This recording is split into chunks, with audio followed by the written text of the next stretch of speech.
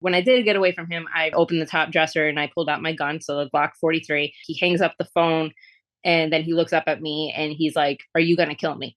And I said, "If you get up and if you move, I'm going to shoot."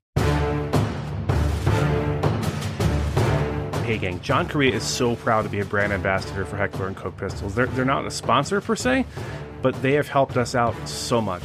The whole team, we just drag our HKs around the country to training, to the ASP conference, and we just know that no matter how poorly we treat them, they're going to go bang whenever we need them to.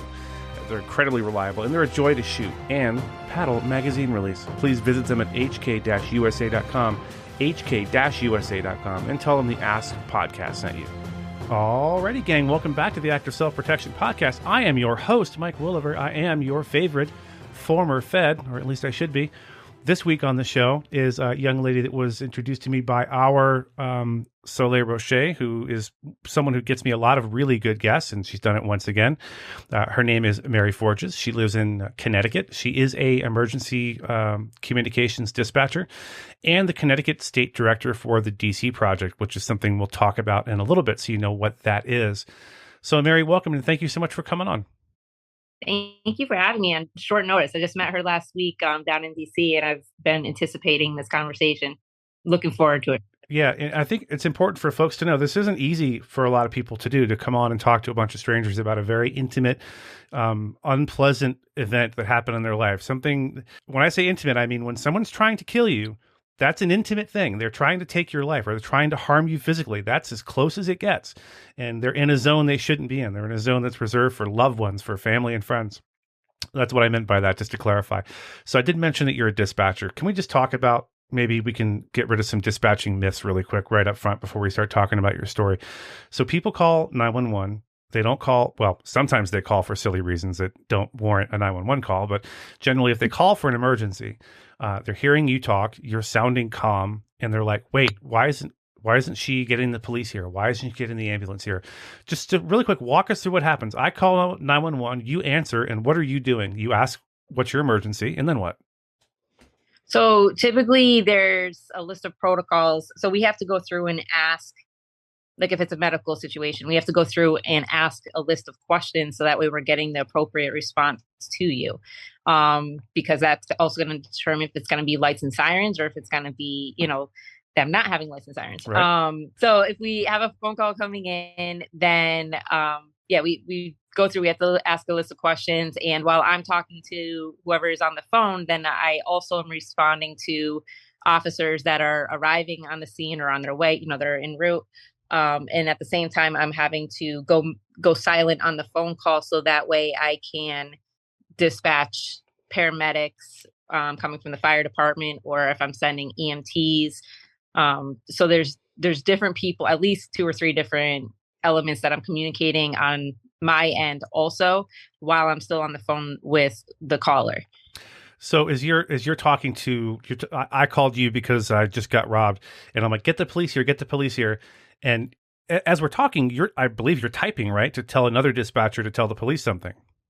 So typically my first question is, what is the address of your emergency? Mm-hmm. So that way, that's the most prominent information that we need. So regardless of the incident that's going on, we need to know where we're sending the help. And then we're going to say, what is your callback number? Because if we get disconnected, I want to be able to call you back. And then I'm going to say, tell me exactly what happened. And you're going to say, I'm getting robbed.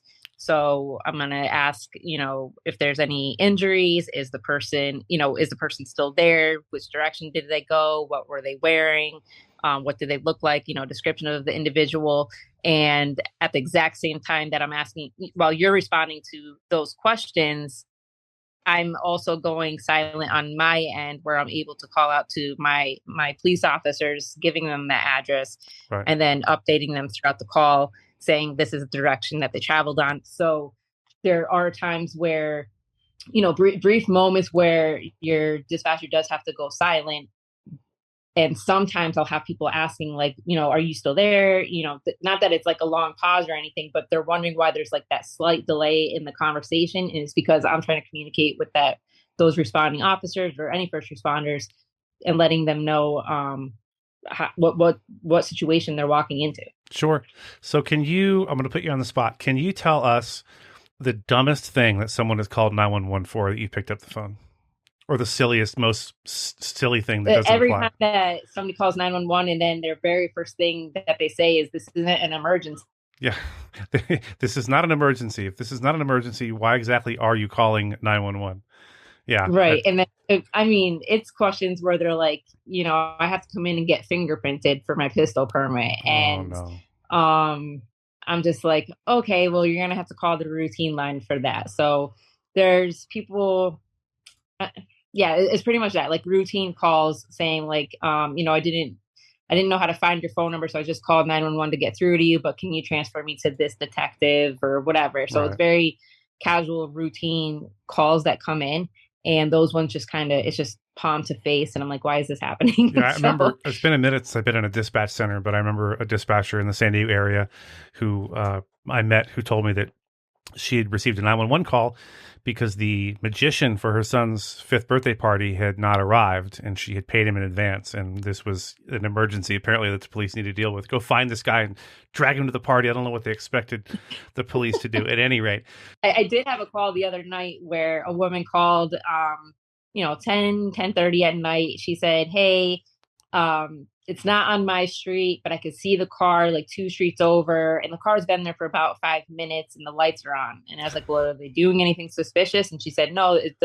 I said, is it parked in the middle of the road? She says, no, it's parked on the side of the road. I'm like, okay. And I'm like, so, like, why is this vehicle suspicious to you? So by the end of the phone call, because obviously she called the 911 line, so I'm going to have to dispatch an officer down there to go check it.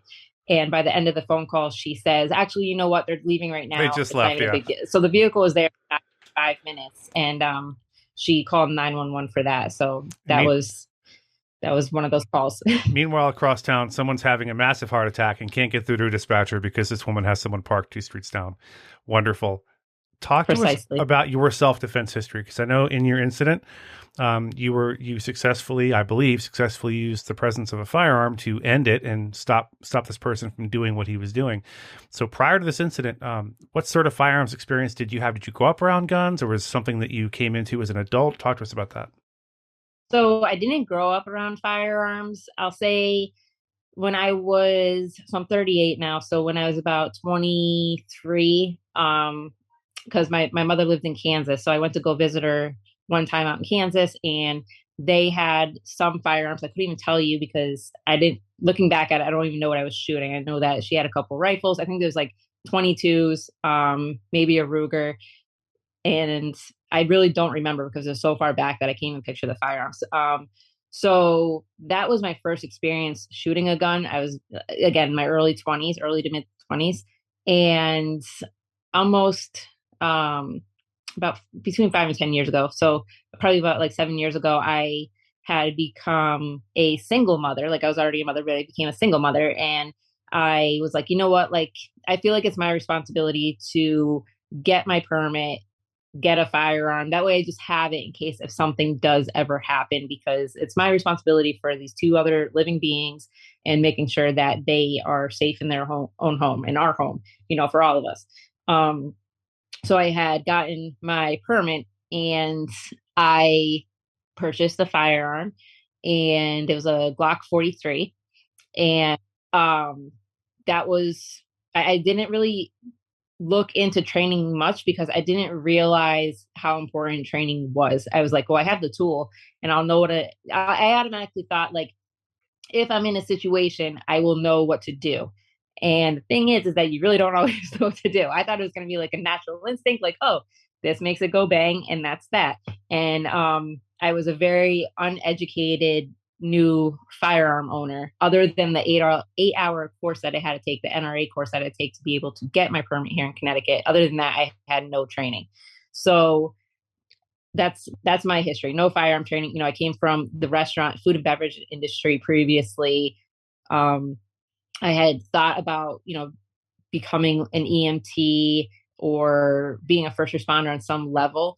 And I just had never dove into that lifestyle until my situation. And then that was life altering. So Yeah, I got to tell you, my listeners are probably tired of hearing this, but John Correa likes to quote the stat, and I think it's probably still accurate. if you have gotten any training, which you have, you've gotten at least 8 hours of training prior to getting your permit. If you have any training at all post gun buy, so you go down to Sportsman's or wherever you buy a local, gun shop and buy a gun. If you have any training at all, and I mean any, you're already in the 1% of all people who buy guns. So that 8 hours, was more than most people do. Most folks still, unfortunately, just go out and buy a gun with no idea how to break it down and clean it, no idea how to fire it, no idea how to make it safe. And, which, by the way, as a Second Amendment absolutist, I think should be completely legal. I'm for it. I just wish people would take the time to get a little bit of training. So the incident in your case, was that Glock 43 the firearm that was used? It was. Okay. Yep. All right. So talk to us about that day. What time of day was it? What were you doing? Were you home by yourself? Was there other people there? Just kind of walk us through it.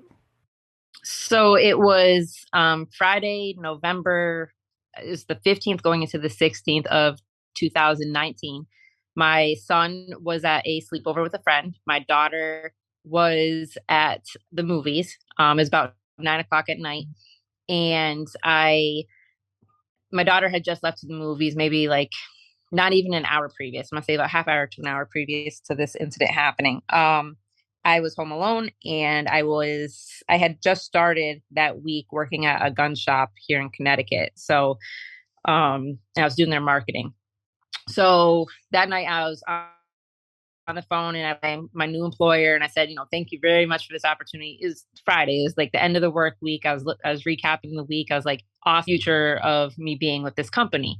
And so I was texting my employer, and I was upstairs in my bedroom with my dog. So it's on the second floor, and I had two dogs. I had to keep them separated because they would fight each other. So I was in my bedroom. My dog downstairs had started to bark, not anything drastic, but like start to make a commotion. And then all of a sudden I heard a thud, not just heard a thud, like it shook my house. My house basically shook. So I'm on the second floor. It's an old house, probably built like, early 1900s, I think it is. And my whole house just shook. So I go running downstairs. At that point, both my dogs are in the house. They start they start going at each other, fighting. And I run into my kitchen, and this man is standing in my kitchen. He had broken through the back door, and he was not there. Like looking at his face, it looked like cold sweats. Like he looked like he was on something, basically. Like I tried looking at his eyes, not direct eye contact, but I'm sitting here like looking at him and like, oh my God, like this guy is definitely not in the right set of mind. So and it goes so quickly. So I see him, I'm like, holy crap. And I turn around and I run up the stairs back up into my bedroom to get to my phone, because I was texting in my room on my phone. But when that thud happened, I left my phone, like I tossed it to the side real quickly onto my bed, and I ran downstairs into the kitchen. So at this point, I run back upstairs into my bedroom, and he ends up following me up the stairs. So I went to go out my bedroom door and to go shut the door, and he ends up slamming his body up against the door multiple times. So basically what happened is I shut the door very quickly. He goes to try to obviously stop me from from shutting the door, uses his body multiple times to open it, because the latch was obviously locking the door. And I was just, sorry, I'm sitting here telling the story, and I'm picturing, because I'm sitting in the room right now, and I actually have the lock is still broken since 2019, and I haven't been able to replace it. So I'll actually show you that afterwards so you can see the lock. But so he ends up he's banging on the door trying to get in.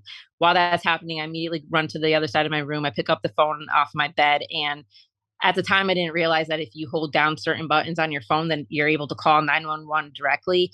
And it's a quicker way to call 911. I think you have to hold like the power button and the volume button or something. But yeah, that's an iPhone thing, I think. Yeah. Yeah, an iPhone thing. So I ended up, I didn't know that existed. So instead of backing out of the texting app that was open on my phone with my boss, instead of backing out of that, and then opening another app to be able to dial 911, like all the different motions you have to go through just to be able to call 911 if you don't know that service exists.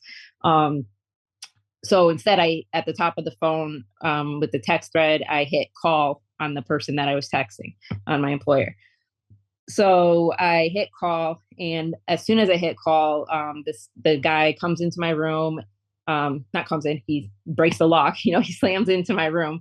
The lock ended up flying. The part that connects to the door frame ends up flying across the room. That later on, when the police officers came to look at how he made entry into my bedroom, the lock wasn't, like, it was clearly completely on the other side of the room, and they had to look around for it. So that's how much force he had to send it across the room. So he says, I think he says something like hang up the phone or something like that. And I'm just thinking, like, I'm not hanging up this phone right now. So he came at me, and he gets on top of me on my bed, straddling me, which I later found out this is actually one of the scariest situations to be in, this position to be in, because it's really hard to get somebody off of you when they're on your chest and their weight is on you, and Yep. you really can't move much. So he's on top of me, and he just immediately his hands are around my throat, and he starts strangling me. Starts hitting me in my face, and I by the time, all right, so he's strangling me, he's hitting me in the face, and I'm trying also to, like, pry his with my left hand. I'm trying to pry his hand off of my neck, just to, honestly, at that point, just to get air, because I couldn't breathe, and I'm just like, God, I just want to feel air in my body right now, and take a breath. So my right phone, so that's with my left hand, trying to get his hand off my neck. My right hand was holding my phone still, and then the voicemail picked up on the number that I tried calling. So the person didn't pick up, but the voicemail picked up, and it was a man's voice, so it's like a deeper voice. So he was able to hear it, basically, even though it wasn't on speakerphone. My attacker was able to hear the voice on the phone, and it got his attention. So I had my right hand far out, holding onto this phone, because I'm like, I just need somebody to pick up the other line, so that way they can hear what's going on and try to get help to me. And so when my attacker heard the voice on the phone from the voicemail, then he took his right arm and he put it onto my neck to keep the pressure on my neck. But then he took his left hand and tried to pry the phone out of my hands. So that gave me the opportunity to not only get a few breaths of air from him repositioning how he was attacking me, and only having his forearm on me rather than both hands directly around my throat.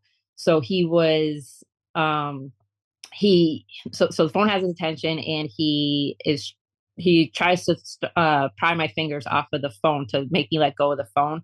And in my head, first of all, I'm thinking, like, holy shit, I can breathe. Sorry, I just swore. But I'm thinking I can breathe. And then I'm thinking, I don't care if he breaks my fingers at this point, but I'm not letting go of this phone. Like, for me to let go of this phone, he has to break my fingers, because I'm not going to let go. And then the one thing that, like, I always get slightly emotional about. So then I realized that my daughter, who was at the movies, that when she came home, that she was gonna find me lifeless. She was gonna find her mother beaten and dead. And I realized that she was gonna be that next victim. It wasn't just gonna be me. Because I can't imagine my daughter going through what I was going through. Nope. So that made me, like, that was the driving force. Like, it's one thing when you're defending your own life and you're like, I want to live, and you're trying to defend your own life. But when it's defending your kid's life, and that's like a completely different adrenaline rush that comes through you. So there's nothing like mama bear energy. There's nothing else on the planet in any species, but especially humans. Yeah, no, it's a completely different adrenaline rush, and it's no longer about you. And I can't even say, like, I would have that same adrenaline rush for any human being, but it's literally when it comes to your kids, and I never realized how powerful that was until this night. Yeah. So I'm thinking of her coming home, and granted, this is all happening very, very quickly, even though the story seems dragged out. It's happening pretty quickly. So I realized that his attention was fully on that phone and making sure I hung up. So I actually dropped the phone between my bed and the wall. So that way he is like throwing a bone for a dog. So, trying to get them to run in the other direction, or great idea. A stick for a dog. So I dropped the phone between the bed and the wall. And so he maneuvered more onto my right side, his left side, because he's moving towards the phone to get it. So he starts fumbling, trying to grab that phone so he could hang it up because he didn't want any witnesses to what was going on. So that gave me the opportunity, with his weight shifting and less pressure on my neck, I just started honestly just hitting him in his right side with my left fist, and just wiggled and fought and did everything I could to get him off of me and to get out from underneath him. Um, which I probably could never even duplicate that situation again, because I don't know how to fight anybody physically and I would never be able to do that again. But I was able to get away from him. So when I did get away from him, I ran to the other side of the room and opened the top dresser, and I pulled out my gun, so the Glock 43. And I turned around, and at that point he was coming back up from getting the phone. He hangs up the phone, and then he looks up at me and he's like, "Are you going to kill me?" And I at first I hesitated, because I can't believe somebody's asking me that question, especially after what you just did to me, right? So then he laughed at that point, and it was a creepy laugh, and he said, "You're gonna shoot me." And I said, "If you get up and if you move, I'm gonna shoot you." So and at that point, later on, the officers had asked me, what was the look on his face when you were pointing the gun at him? And I said, I honestly just saw my front sights. I didn't see his face. I didn't see my back. I saw my front sights. That's the only thing I saw. I couldn't even imagine what his face looked like. Best possible answer, by the way. Best possible answer. Front sight. I saw front sight. That's what I saw. Then, yeah. Good for you. Yeah. So then I realized that in that moment I had all the control. Like I gained full control over my situation, that entire incident. And I'll be honest, nobody wants to take another person's life unless you are a violent criminal. I'm not a violent criminal. I don't want to take another person's life unless they're coming at me and they're going to kill me. So at that moment, I realized I was closer to my door, my bedroom door, and he was obviously on the other side of the room, still sitting on my bed. And I took the opportunity to run to my neighbor's house barefoot. And I'm running barefoot, shorts and a t-shirt, middle of November in New England, and it's freezing out, and I have a gun in my hand, and two cars drove by me, and I'm thinking, like, please just call the cops and say there's a crazy lady running down the road, just to get the cops here sooner. Yeah, absolutely. Than how long it's going to take me to get to my neighbor's house for them to be able to call. So I get to the neighbors, and they end up calling the police, and I came back over to my house through the front door, because I saw him go out my back door, which he had broken into. So he went back out my back door, and I came in through my front door that I had ran out originally. And I, even walking up my steps and walking through my front door, I had my gun ready in case if he came back in through that back door or anything like that. My gun was up and ready just in case. And I ended up going to my house and waiting for the police to arrive. So that's my story. So I want to interject. First of all, great job. Great job during the incident, and great job retelling it. I know that wasn't easy. I could see the emotion on your face, and I appreciate you being willing to talk about this so our listeners can hopefully get a lesson out of this and learn something. I think you did the best job, judging from what you said, a great job defending yourself, and especially preventing your daughter from potentially either finding you dead or unconscious, or God forbid getting assaulted. So well done. There was a moment we talked about trying to get a hold of 911 during a situation like this. So I want right now, if you're listening on your smartphone, ladies and gentlemen, figure out, if you have an iPhone, it's "Hey Siri." I'm not trying to get people's phones to start dinging. So "Hey Siri," or I think it's "Okay" or "Hey Google." I'm not sure, but look, my phone just went off. Sorry. You can say, "Hey, whatever your voice assistant is, call 911 on speaker." This is something I told my wife and kids. And if it's close enough they can hear you, it will. And even if you can't possibly say anything, there'll be a dispatcher at least listening and hopefully able to pinpoint your location. Or preferably, if you're able to talk, you can tell them, even if you can't hear them, "Hey, this is what's happening. I'm being assaulted." God forbid you're in a car accident and your phone, is no longer on its little holder on the dash. It's been knocked to the back of the car. Well, you can still try to do this. It's another option.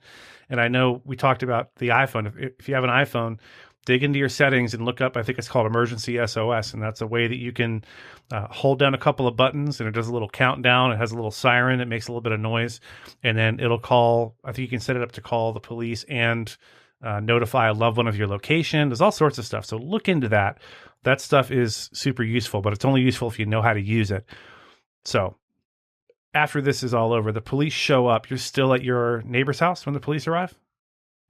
So he wasn't at the neighbor's house. So, all right. So I'm going to just No, I'm sorry. It took I meant to say you were still at the neighbor's when the police arrived. arrived. No, I ended up coming back to my house. So I came in again. So I came through the front door because when I was at my neighbor's house, I saw him come out the back door.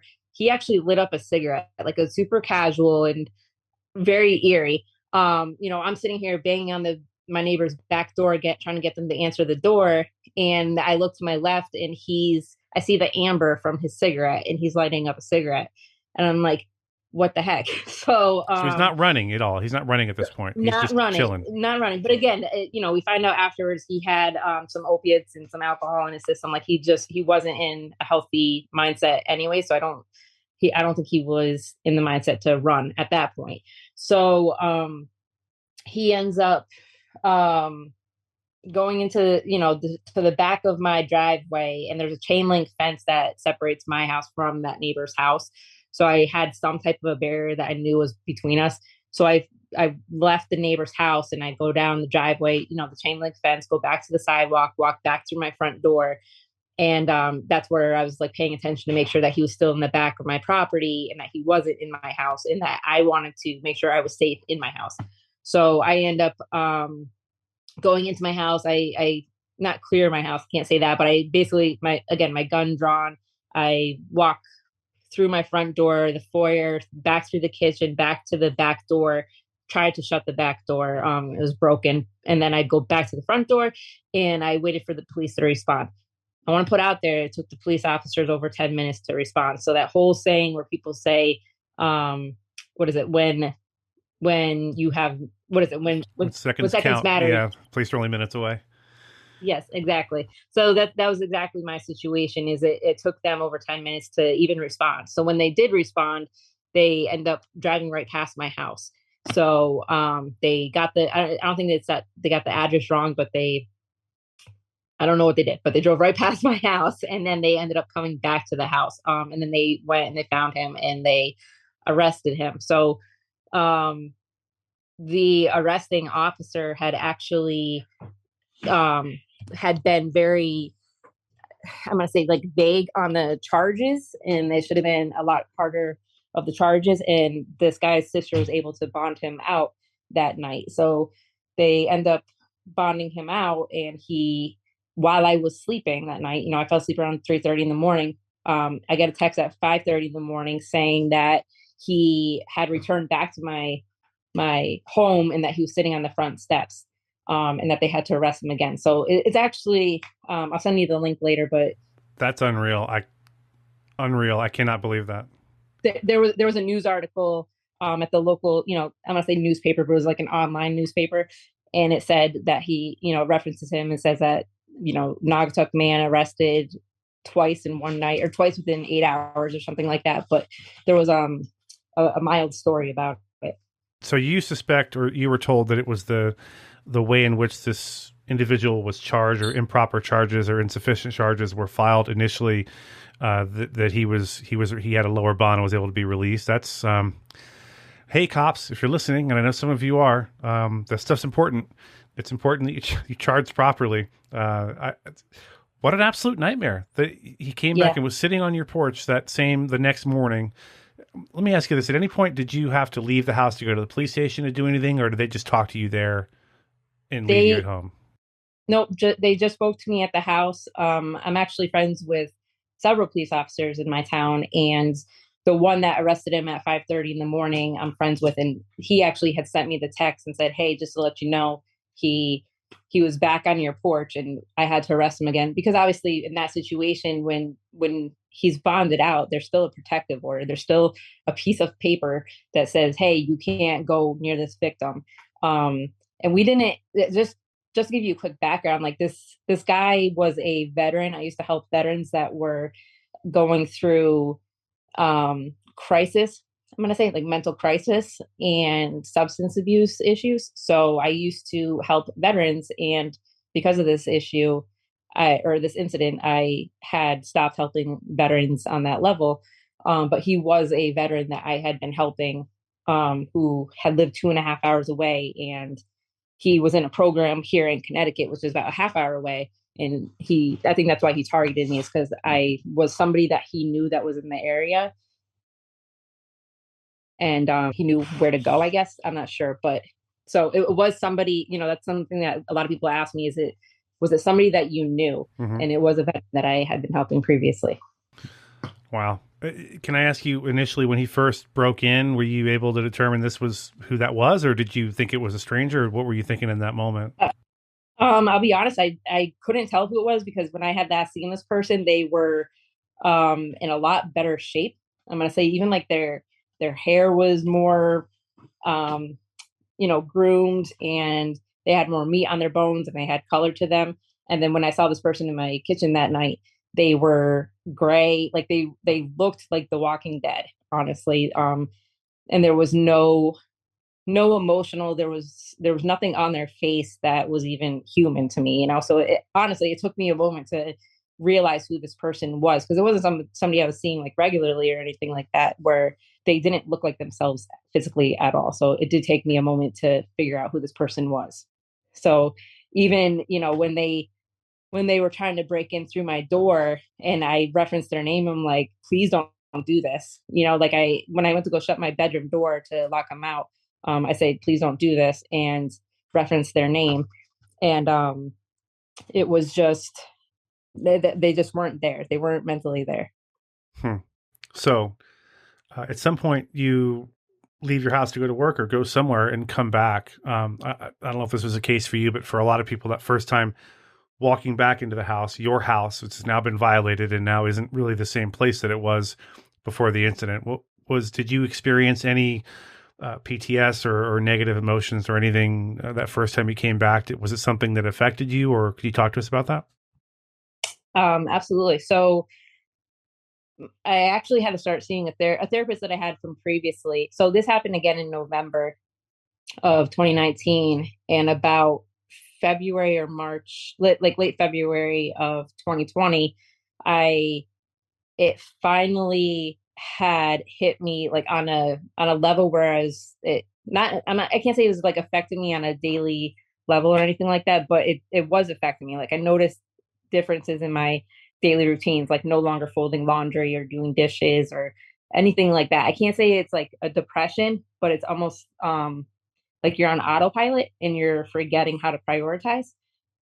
So I did have to reach out to a therapist that I had a previous relationship with, or connection, not relationship, but a previous connection, and she helped me um, understand that I guess I had compartmentalized, I think is the word, Mm-hmm. the situation, and that I wasn't addressing it basically. So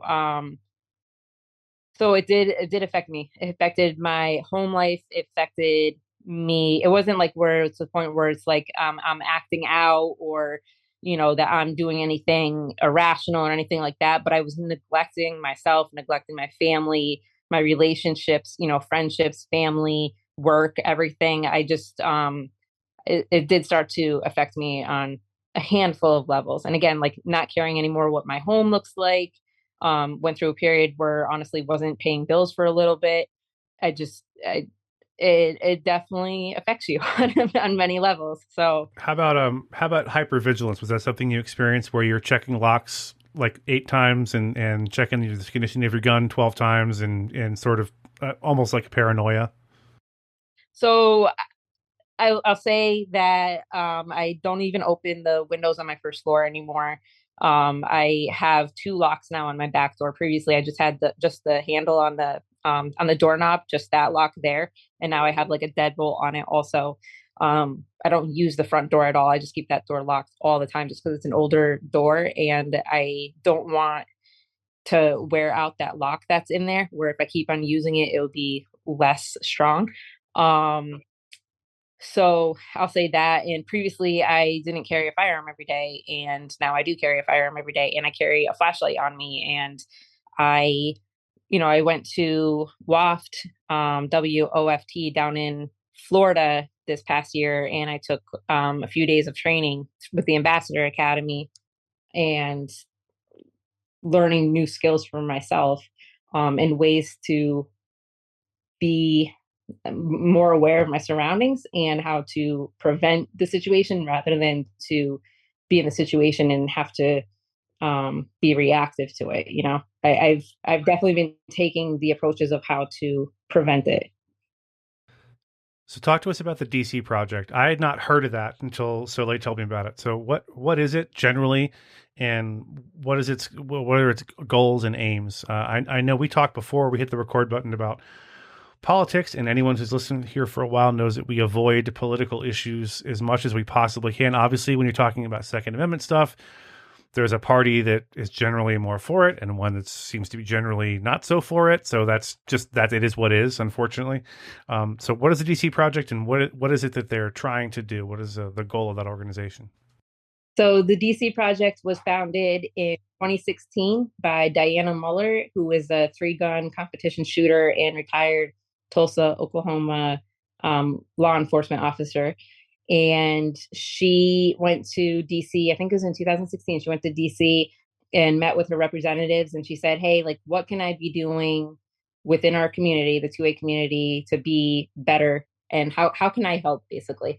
And they said, start like an organization, a nonprofit organization, and get people to use their, not just their stories, but their voices.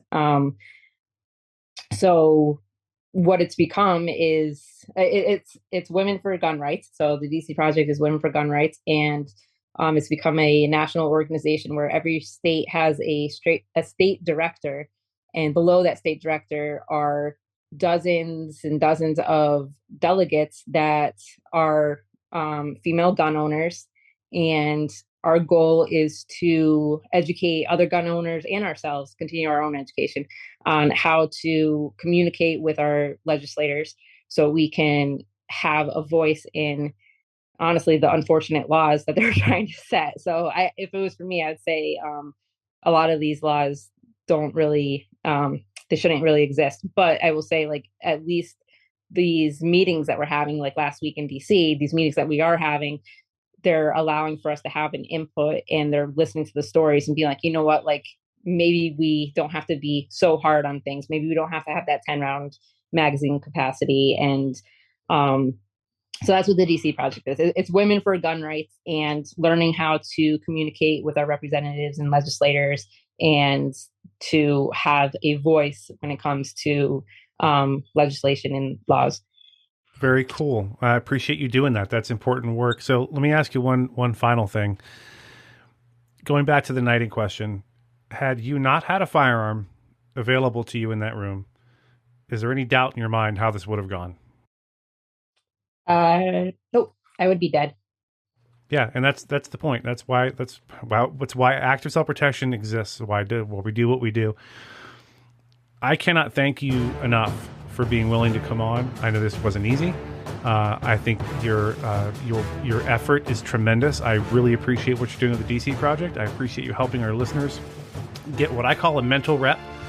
It's kind of like if you're walking from your car to the store late at night, and you think to yourself, okay, if something happens, what am I going to do? Where am I going to go? Am I going to draw a gun? Am I going to draw pepper spray or whatever? Not paranoia, just a mental rep. So thousands of people after listening to this will have had a mental rep. They'll maybe think about their cell phone. They'll maybe think about where they put their gun in their room. So you have already helped people, and I can't thank you enough. Mary, was there anything you wanted to add before we part ways? No, I think that's everything. I thank you very much for having me on the show. Like, I really appreciate sharing my story and hoping that it's able to help at least one person with their decision-making process. Absolutely. Mary, thanks again. All right, thank you. All right, folks, welcome back to the Gutowski Files, starring Stephen Gutowski. He is the founder of TheReload.com, and he is the host of the Weekly Reload podcast. Today, We're talking about something I think should be of interest to all gun owners and people concerned about the state of the Second Amendment. And you can hear more about this topic if you go over to thereload.com, sign up for membership, and watch the podcast. Or if you're broke, and I understand, you can go to YouTube and watch it over there. But he has a very fascinating talk with Larry Keane, and they talk about this same topic. What we're talking about is credit card. A couple of major credit card companies are using a merchant code to kind of mark, you might say, or potentially single out gun purchases. And we're not sure, Stephen will explain it better than I do, I'm sure. And we're not sure the reason or the end or the possible unforeseen consequences of this. So Stephen, talk to us. What's going on with these credit card companies? Yeah, well, I think the reason is fairly clear, at least the reason for why the change was made, or at least the reason that advocates wanted this change to be made is pretty clear, which is that they want to be able to track people's spending on firearms so that they can report suspicious purchase patterns to the police to prevent, in theory, mass shootings. This was the idea put forward by a New York Times writer, Andrew Sorkin, and back in 2018, he did a series of pieces on how some of the mass shooters, Parkland and Las Vegas, and the Pulse nightclub shooting, had used credit cards to finance their purchases of guns. And he put forward this idea that if you could track those purchases using what's called a merchant category code, that you could identify certain patterns that suggest somebody might be about to commit a mass shooting and then report that to the police for further investigation. And he was using the analog of fraud reporting. The banks are required to track purchases, to look for fraud, or I believe the Patriot Act also has a provision on domestic, or not domestic, but terrorism funding, terrorism related purchasing. So he was using those examples as sort of metaphor for what we could do with trying to prevent mass shooters. And this idea got picked up by the gun control groups who were on board with it, by a number of Democratic politicians, including Elizabeth Warren, the senator from Massachusetts.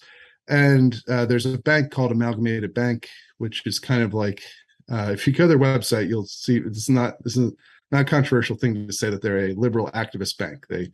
The first thing they have on their website is not like, sign up for an account and we'll give you a checking account. It's all about their issues and that they're committed to being part of solving, and one of those issues is gun violence. And so they're the bank for a lot of liberal activist groups. Okay. And anyway, they're the ones who proposed this change at the international body that determines these merchant category codes. And so that's why this change will happen. That's what the advocates behind the change want to do. Now, there's a complication from that point, right? So they got this code that they were asking for, but it's important to keep in mind, one, that the merchant category codes are not unusual things. There are hundreds of them for like every category of industry you could think of. Drugstores, restaurants, whatever. Yeah, restaurants, bicycle stores. There's tons and tons. Sporting goods stores have, and that's where a lot of gun sales are categorized under before this change, or right now before this change is fully implemented, or just miscellaneous merchandise. That's where you would usually find guns or gun stores, because no one in the industry wants this change. No, the gun industry wasn't asking for this, right? Nobody was like, well, we really need to have this change, and really nobody in the financial industry was asking for it either. The main catalyst here were the gun control advocates who want to use this change, frankly, to track people's spending on guns and hope to, report suspicious activity. No one has said yet what would constitute suspicious activity. If you look at some of these examples, Chris, is one of the critiques. If you look at some of the examples that the New York Times cited for these mass shooters who had bought guns with credit cards, which, obviously everybody would love to be able to find a magic pattern, mass shooter pattern to prevent these mass shootings. It'd be great if they all did something unusual that was an indicator that they were going to go on these attacks as far as, gun purchases go. But you look at what they did, and most of them, the Pulse nightclub shooter, he spent a lot of money on credit right before his attack, like $27,000. That could mean a lot of different things, though. Potentially, could mean he's getting ready to kill himself, or who knows? There's a million possible explanations.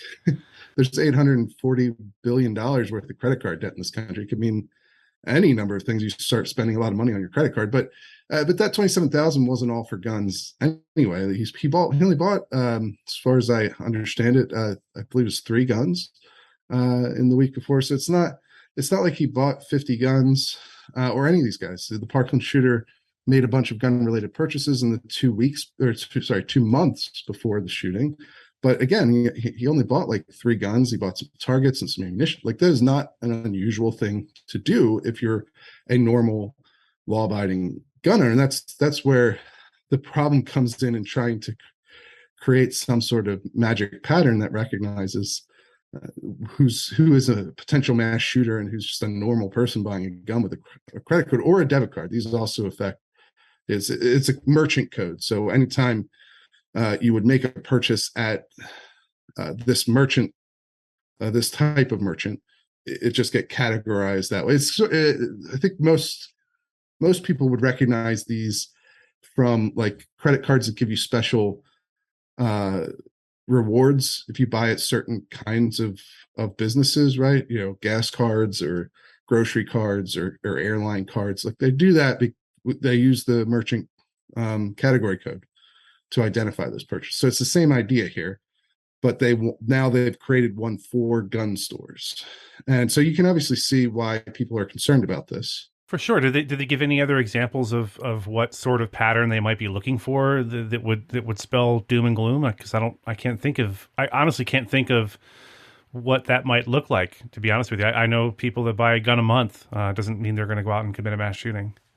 Right. Yeah. I mean, that's the other thing too. Is like, also the vast majority of mass shooters are using 1 or 2 guns in their attack. So it's not really, having a lot of guns is not some sort of indicator that you're going to become a mass shooter. It's just, it's sort of one person trying to kill a bunch of people is having more than 1 or 2 guns is going to become useless at that point. But so it's the fixation on how much they spend on ammunition and guns is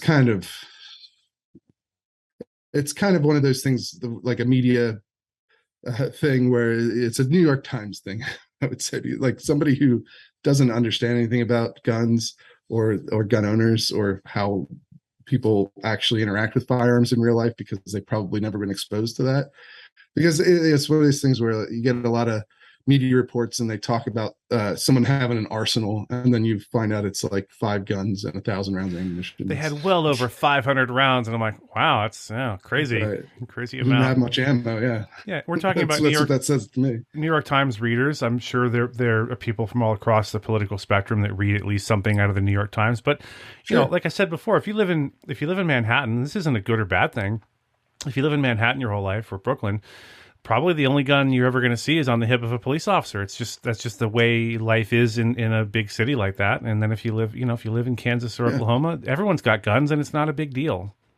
Right. And that's the point. When I say it's a New York Times thing, like the problem there is that their reporting tends to be very bubbled off. And you see this at other outlets, obviously, but a New York Times writer, business writer, not having a good idea of how people actually buy guns and interact with guns in most of the country is not surprising to me. I'll say that much. But so there's a lot of problems with this concept. One, it's not really possible with just the merchant category code change, because all that does is tell the credit card company that you're spending money at this category of industry. So you spent a bunch of money at a gun store.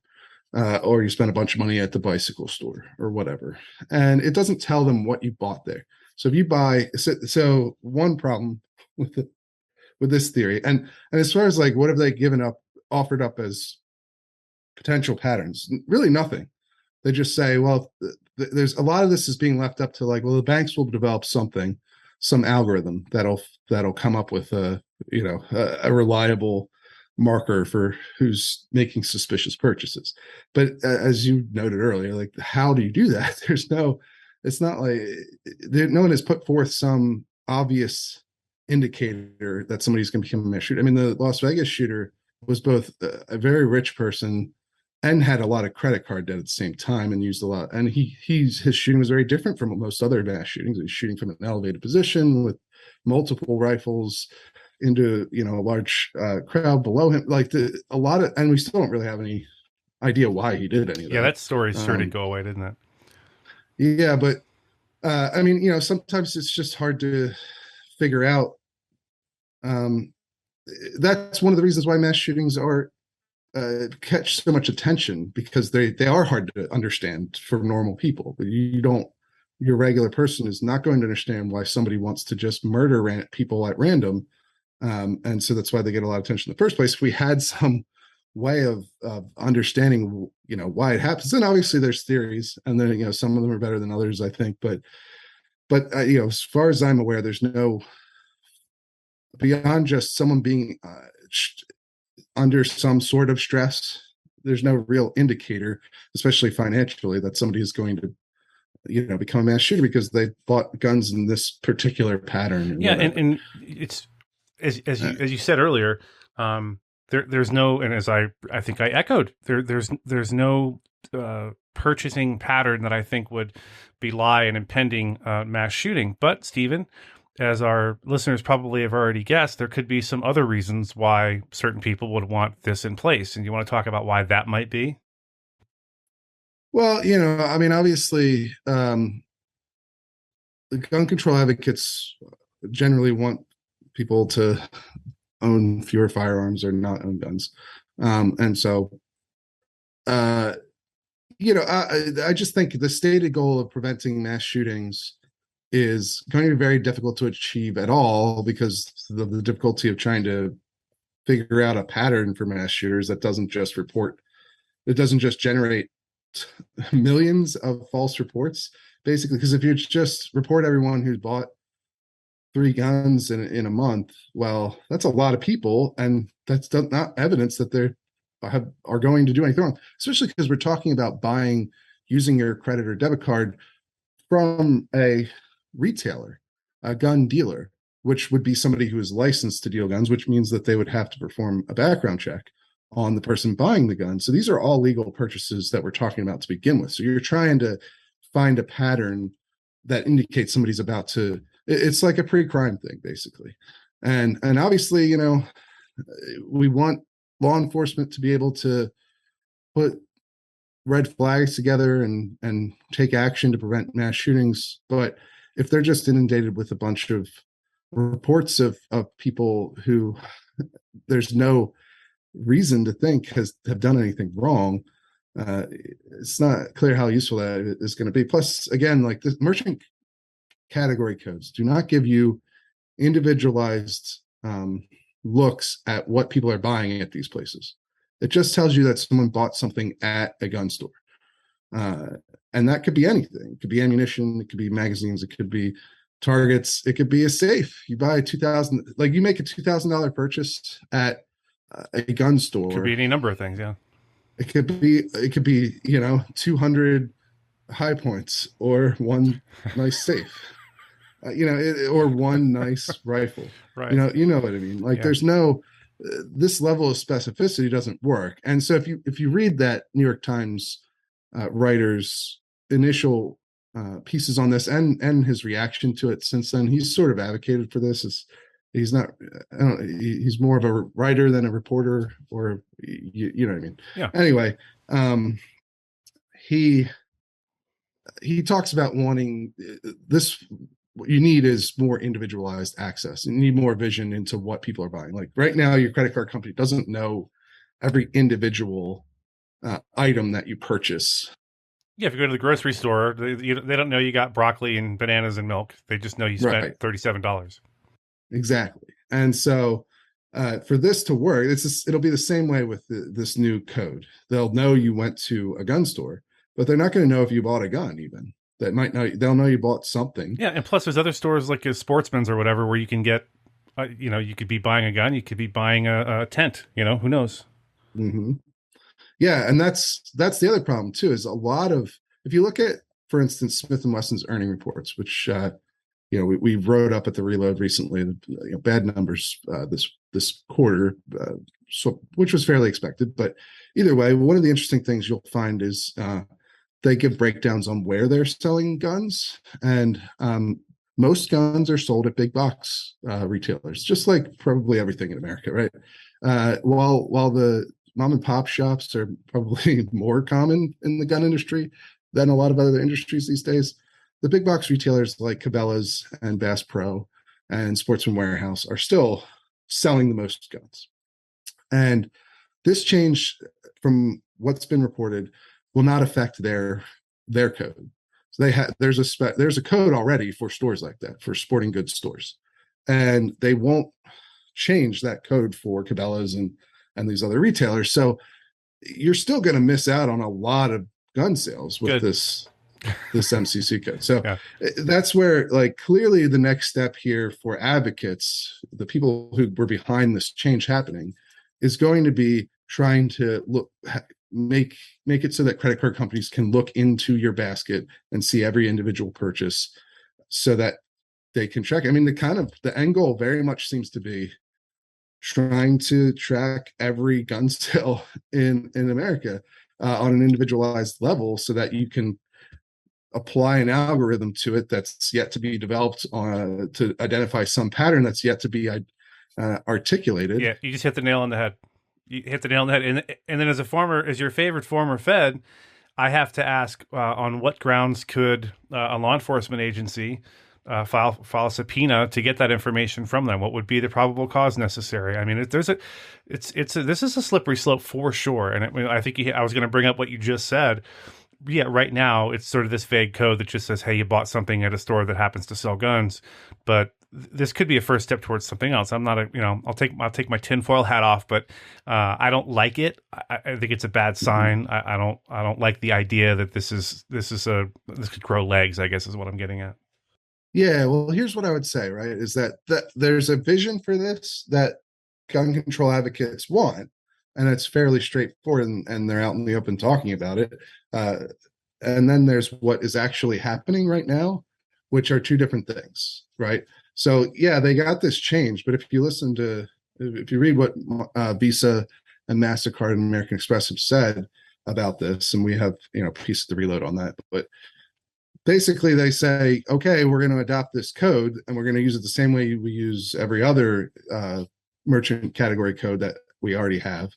We're not going to be using it for the things that the advocates say they want, like tracking people's gun purchases or reporting them to the police or denying sales. That's another potential thing that could be done with this, in theory, is you could just deny all sales at that MCC code. If you, in theory, Visa says that they won't work with banks that do that. So you wouldn't be able to do that under, if you issue a Visa card, but that's another possibility. But currently, the credit card companies, they didn't want this change. Supposedly, they opposed it originally when this idea was presented. It took 3 tries for this to get through. We're not really clear on what changed, especially if the major credit card companies still don't want this to happen. But right now, the change, I would say, if Visa's telling the truth, then obviously we'll keep tabs on that. But it's not going to affect people very much at this stage. But it's understandable why, for instance, the industry, Republican congressmen have been, and Republican congressmen have been up in arms about this concept, because it's clear what the advocates behind this change ultimately want to happen, even though that has not happened yet, to emphasize that. Thank God for small favors. Folks, we're out of time. Do me a favor and go check out thereload.com and consider getting a membership.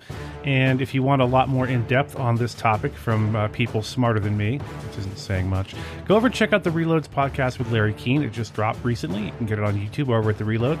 And I want to thank Stephen for his continued investigative reporting and letting us know what is going on out there. Stephen, thank you so much.